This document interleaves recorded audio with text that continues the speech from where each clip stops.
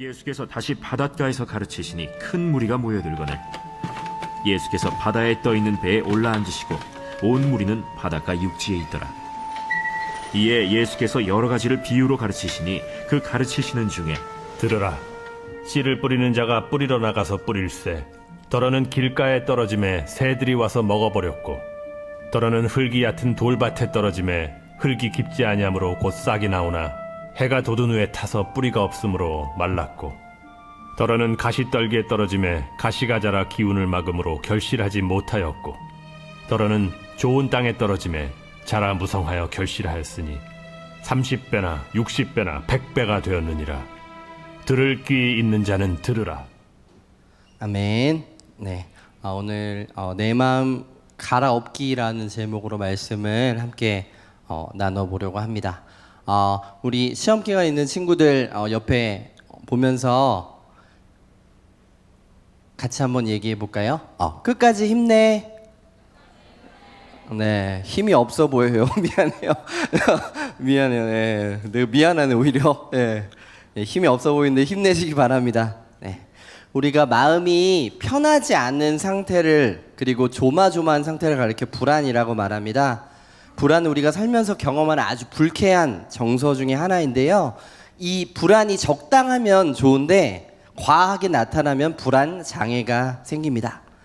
이 불안이 심하게 되면 우리가 치료를 해야 될 정도로 심각해지고 우리가 살아가는 게 우리의 삶의 질이 급격하게 떨어짐을 보게 됩니다.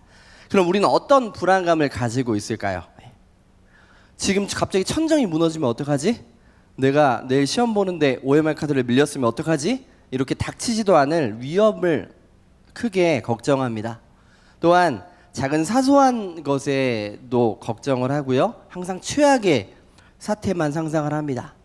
여러분에게 불안이라고 하면 이렇게 시험 이런 부분들이 생각이 날 텐데 저는 고민 언제 내가 가장 불안했을까 생각을 해봤는데요. 예전에 그 소개팅 나갈 때 가장 불안했던 것 같아요. 예전에도 제가 한번 이야기를 한 적이 있는데 28인가 그 정도에 이제 결혼을 해야겠다라고 생각을 하고 이제 비로소 이제 소개팅을 했는데 6번 했는데 몇 번 실패했을까요? 네, 6번에 실패했습니다. 네, 6번 실패했어요. 근데 그 이유가 뭔지 아세요? 네, 저는 근로 연애를 이렇게 처음 접한 사람인데요. 어떻게 했냐면 정석대로 했습니다. 네, 네이버에 보면요 연애 관련된 그게 제가 한 100개 정도 읽은 것 같아요. 네, 연애 책 기독교 이런 거 해서 다 읽었는데 항상 3번을 꼭 만났습니다. 3번을 꼭 만나서 3번만 만나면 달라 보이겠지 하면서 최선을 다해서 이 사람이 하나님이 나에게 주신 사람일까 고민하고 이렇게 만났는데 돌아오는 대답은 다 동일했습니다. 그냥 친절한 사람 같아요. 매력이 없다는 얘기죠. 네, 그래서 이렇게 실패하고 좌절하고 이거를 한 학기씩 계속 3년을 하다가 이제 어떤 여성분을 만나게 됩니다. 근데 그 첫날 데이트에 저는 그때 생각을 못했는데 3번 실수를 해요. 3번. 첫 번째 실수가 뭐냐면 제가 그때 잠실에서 만났거든요. 잠실에서 만났는데 7번째 소개팅을 나갔는데 잠실에서 만났는데 그때가 벚꽃 시즌이었습니다.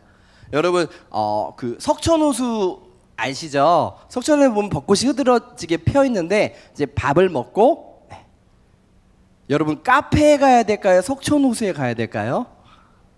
어려운 문제죠? 네, 저만 어려운 문제였던 것 같아요. 저는 정석대로 당연히 처음 만났는데 당연히 카페에 가야지 라고 했는데 그 여성분이 나중에 왜 벚꽃이 흐드러지게 펴 있는데 왜 걸을 생각을 안 했냐고 그렇게 얘기를 하더라고요. 두 번째는 이제 밥을 먹고 이제 집에 가야 되는데 차로 한 40분 정도 되는 거리였습니다. 이제 부모님 차를 가지고 나와서 근데 처음이라 부담이 될 수 있잖아요. 그 여성분에게 부담이 될 수 있으니까 혹시나 같이 차를 타고 가시겠습니까? 이렇게 물어보는 질문을 했는데 나중에 물어보니까 당연히 태워줘야지. 어디 무슨 지하철을 타고 집에 그렇게 얘기를 했더라고요. 마지막으로 실수한 게 뭐냐면, 여러분 요거는 한번 물어볼게요. 자, 처음 만난 여성분을 이렇게 태워서 갔어요. 모를 때 어제는 갔는데 집 앞에 가야 될까요? 아니면 단지 아파트 단지 입구에서 내려줘야 될까요? 1번 집 앞에까지 가야 된다. 2번 아파트 단지 옆에서 내려줘야 된다. 몇 명 있네요. 네, 저는 당연히 아파트 단지에서 내려줬습니다. 네, 엄청나게 센스가 없죠. 네, 왜냐하면 이 사람이 처음 만나서 자기 집 호수 이런 거 동 알면 마음이 어려울 텐데 해서 이렇게 3번의 실패를 겪은 듯 보였지만 결혼해서 잘 살고 있습니다, 여러분. 네, 우리가 불안하고 염려하는 것들이 그냥 내가 당시에 제가 그냥 이것도 잘못했고 이것도 잘못했고 이것도 잘못했네라고 알고 있었으면 이 불안한 마음 때문에 내가 더 이상 이 사람에게 실수를 해서 만나지 못하겠다라고 생각을 했을 텐데 나중에 들은 거거든요, 이거는. 네, 그때 별로였다고. 네, 들은 거예요. 네, 그러다 보니까 그냥 이 불안한 마음도 그냥 그 당시에 모르면 지나갑니다. 내일 시험인지 무슨 과목인지 알아야 돼요. 근데 알아야 되긴 하는데 시험인지 뭔지 생각 없이 그냥 나는 내 할 걸 하겠어라고 하다 보면 이 불안한 마음이 그냥 지나간다라는 것이죠. 근데 많은 사람들이 불안하면 어떻게 하라고 말할까요? 숨기지 말라고 말합니다. 너는 어떤 것이든 할 수 있다고 생각하면 해결될 거라고 말해요. 여러 가지 해결책이 있겠지만 결국에는 본인의 의지가 중요하다라는 것이죠. 근데 결과는 어때요? 어때요, 지금 여러분 상태가? 이 불안한 마음이 해결되지가 않습니다. 여러분, 우리가 성경책을 볼 때 성경책을 보는 이유가 뭘까요? 단순히 지식을 쌓기 위해 보는 것이 아닙니다. 내 삶의 변화를 위해서 이 성경이 존재하는 거예요. 하나님 말씀 주시는 걸 가지고 내가 지금의 내 마음 상태가 아닌 다른 것으로 변화되기 위해서 말씀을 봅니다. 근데 문제는 뭐예요? 사람들이 성경을 읽는다고 잘 변화가 되지 않습니다. 아무리 하나님의 말씀이 우리의 마음에 들어온다고 해도 사람에게는 아무런 영적인 변화가, 삶의 변화가 쉽게 나타나지 않는다라는 것이죠. 대부분의 친구들이 오늘 읽었던 말씀, 밭에 3가지 밭에 떨어지는 그 4가지 밭에 관련된 비유를 다 들어보셨을 겁니다. 근데 이 말씀을 알고 있어도 아는데 여전히 우리 삶이 변하지 않는다라는 거예요. 그렇다면 오늘 본문 말씀을 통해서 우리가 결국에는 좋은 땅이 되어 열매를 맺어야 하는데 같이 한번 오늘 말씀을 통해서 알아보려고 합니다.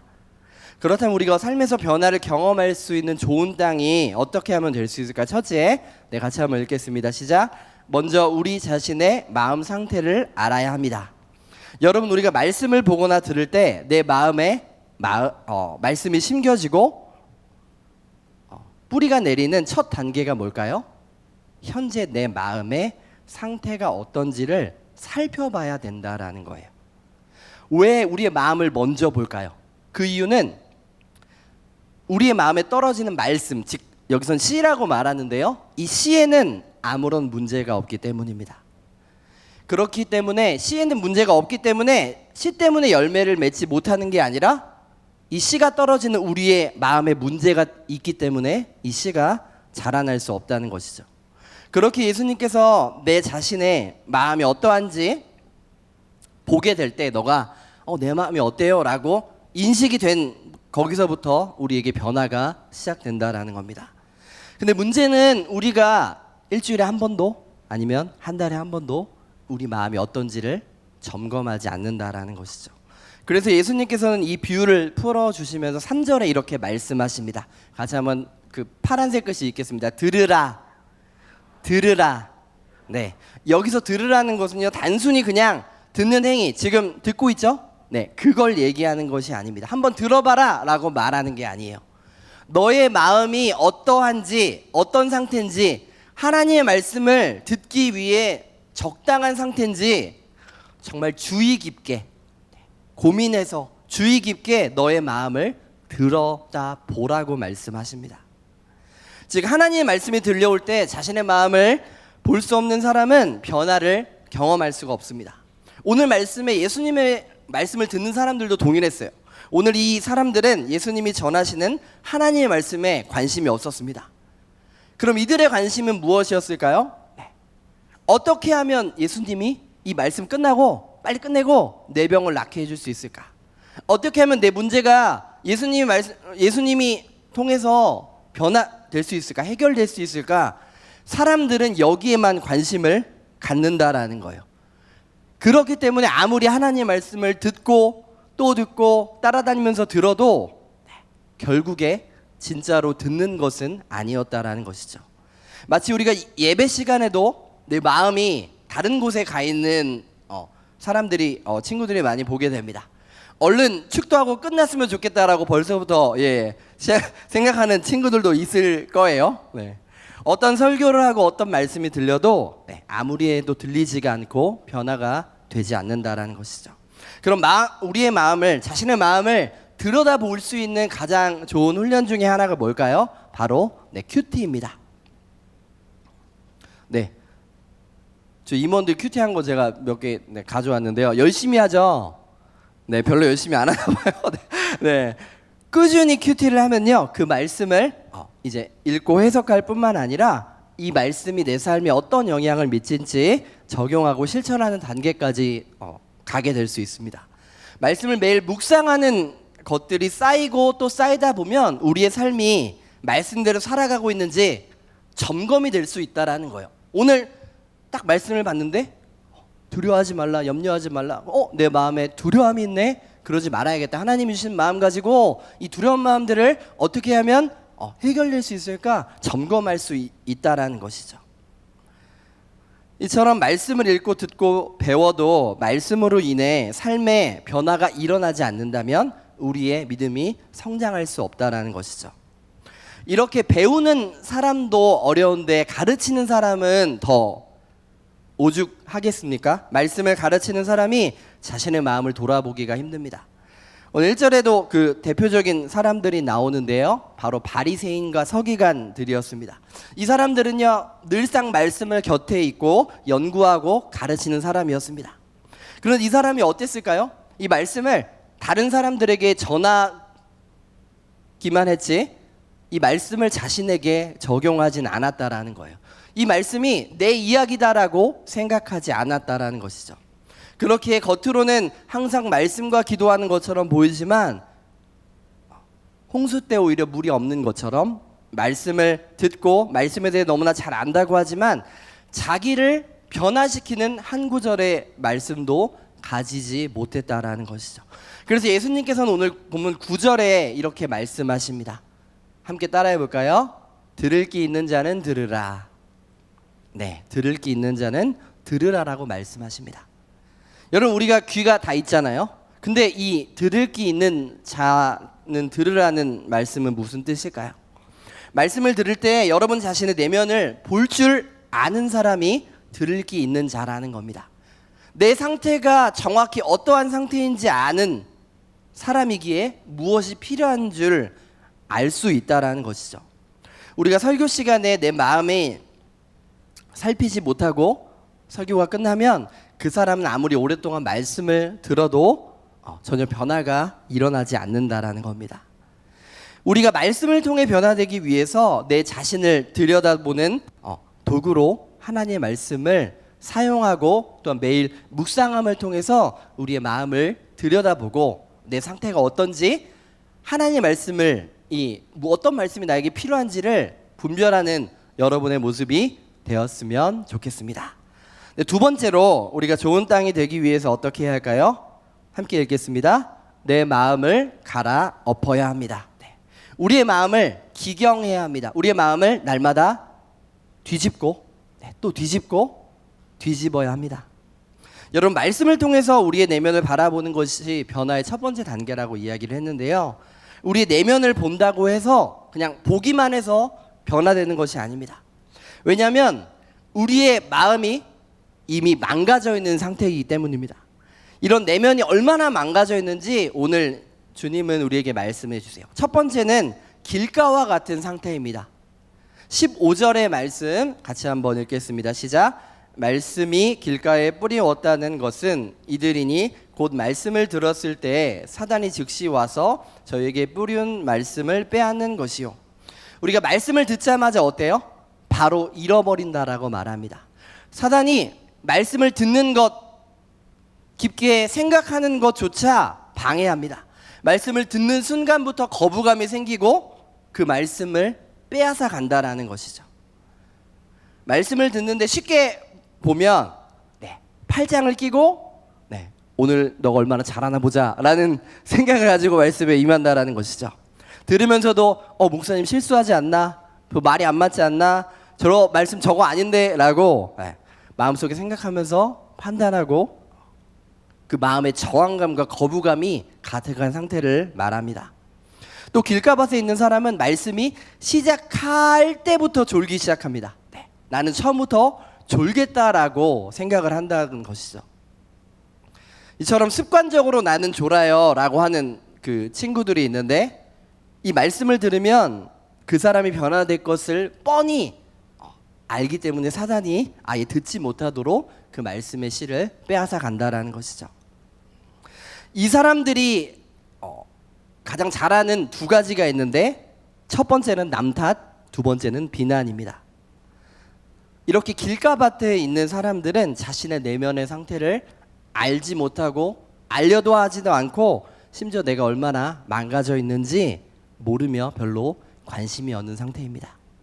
두 번째는 어떤 밭일까요? 그것은 돌밭입니다. 16절은 중등부, 17절은 고등부에서 읽겠습니다. 시작.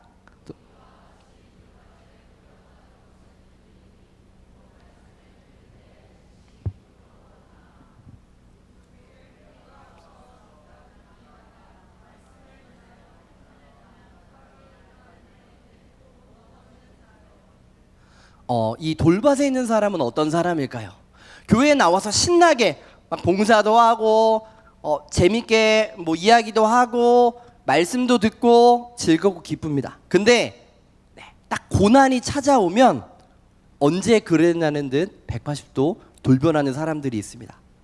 교회에서 내가 열심히 봉사하고 있는데 꼭 나에게 싫은 소리를 하는 사람이 있습니다. 나에게 피해를 준다라고 여기는 그러한 일들이 벌어집니다. 내가 지금 여기서 예배를 드리는 게 맞나? 라고 그 마음이 한순간에 한 방에 나가 떨어진다라는 것이죠. 어찌 교회가 전부인 것처럼 그렇게 즐겁다가도 세상의 잘못된 세계관으로 우리의 눈이 가리워지고 병들게 되면 이렇게 롤러코스터를 타는 그 모습이 이 사람들에게 있다라는 겁니다. 이 사람은 은혜를 받는 것 같은데, 열심히 뛰고 찬양하고 예배를 드리는 것 같은데 열매가 없습니다. 예수님은 이런 사람에게 제일 많은 비유를 들어주셨습니다. 가장 분량이 많아요. 왜 그럴까요? 대부분의 사람들이 여기에 속하기 때문입니다.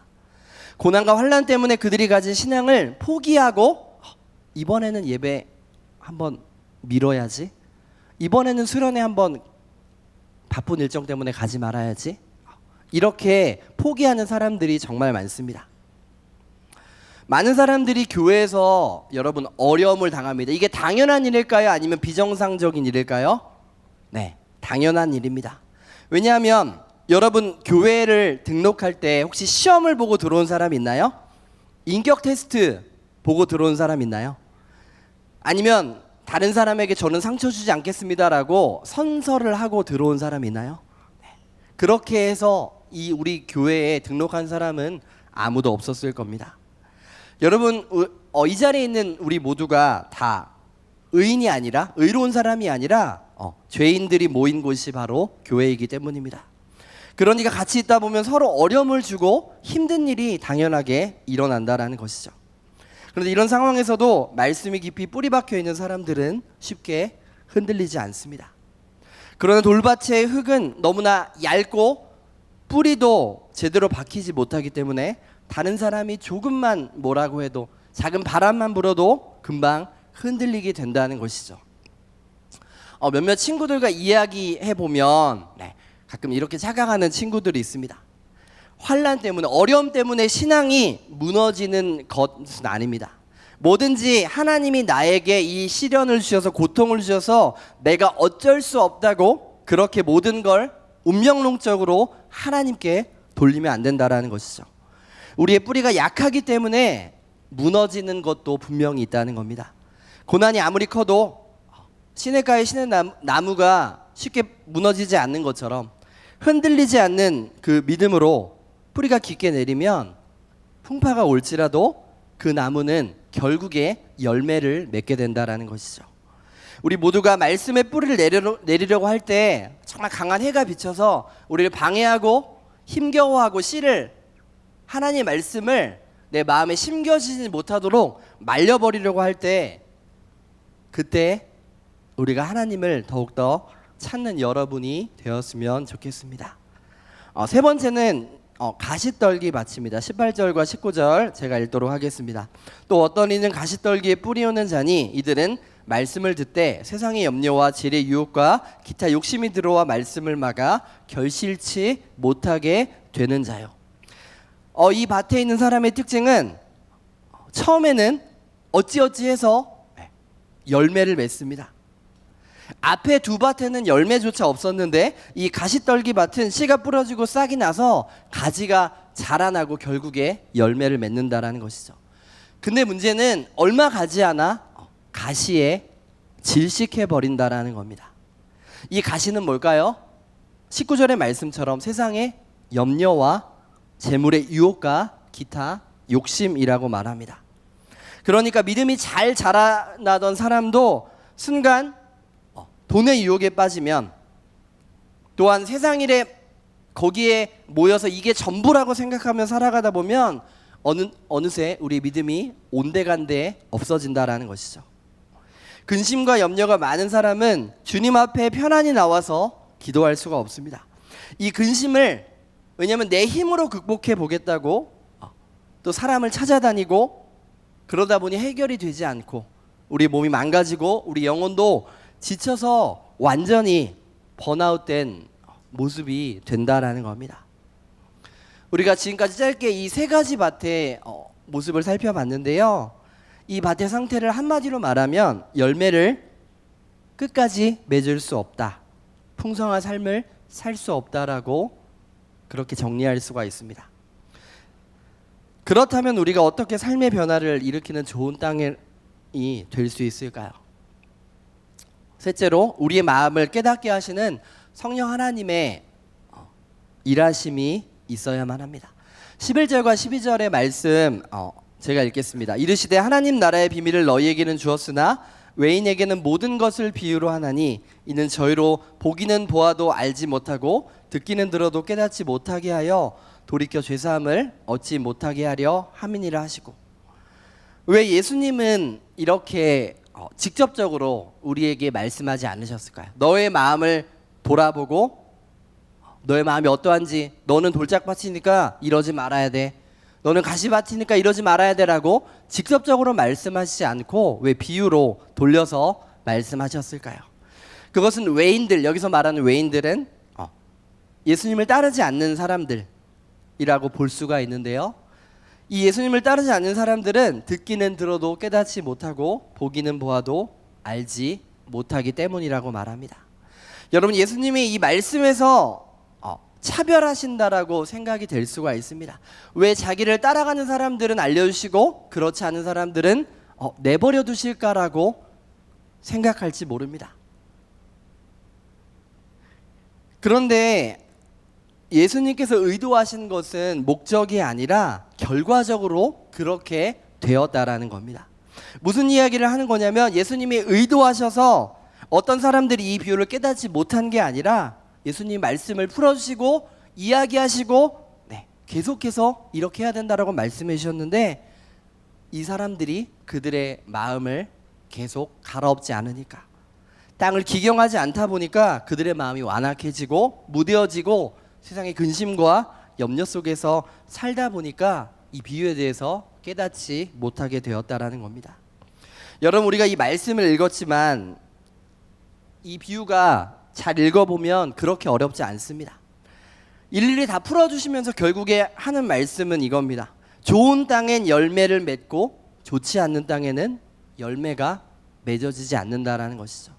단순한 진리의 말씀, 한 구절의 말씀을 하기 위해서 풀어서 쉽게 밭이라는 또 씨라는 것을 당시 사람들이 가장 쉽게 이해할 수 있는 것으로 말씀을 우리에게 주신 겁니다. 여러분, 이 말씀이 내 삶에 필요하지 않다고 적용되지 않은 채 나에게는 문제가 없다고 생각하기 때문에 그래서 비밀이 되어버린다는 것이죠. 여러분, 이 한 구절의 말씀에도 우리가 반응하지 못하고 변화되지 못한 인생을 살아가고 있다면 예수님이 말씀을 하나하나 이렇게 해석해 주시고 또한 좋은 땅이라고 여겨진다라고 말해도 우리가 그렇게 생각하지 못하고 있다라는 겁니다. 이 말씀이 우리의 머리에서부터 가슴으로 내려와서 내가 이러한 삶으로 살아야지라고 마음이 생겨나는 그런 것이 하나님 우리에게 주신 목적인데, 우리는 나는 괜찮은 사람이라고, 나는 잠깐 좋은 땅에 심겨졌다고 그렇게 말하는 우리의 모습을 발견하게 되는 것입니다. 여러분, 이들에게 이 비유를 주신 것은 오늘 우리에게도 또한 비밀이 되고 만 것은 내 마음속에 내가 좋은 땅이라고 생각하기 때문입니다. 내 마음이 길가밭이라고 생각하고 돌짝밭이라고 생각하고 그렇기 때문에 내가 갈아엎지 않고는 결코 열매를 맺을 수 없다고, 그렇게 내가 아무리 말씀을 들어도 변화가 되지 않는다고, 그런 애통함이, 그런 안타까움이 우리에게 사라져 버렸기 때문입니다. 그렇기에 여기 이 말씀을 듣는 당시의 제자들도 예수님의 말씀을 듣지 못했습니다. 근데 언제 그들이 예수님의 말씀을 그 삶에 적용하고 또한 자연스럽게 복음의 메인 삶을 살 수 있었을까요?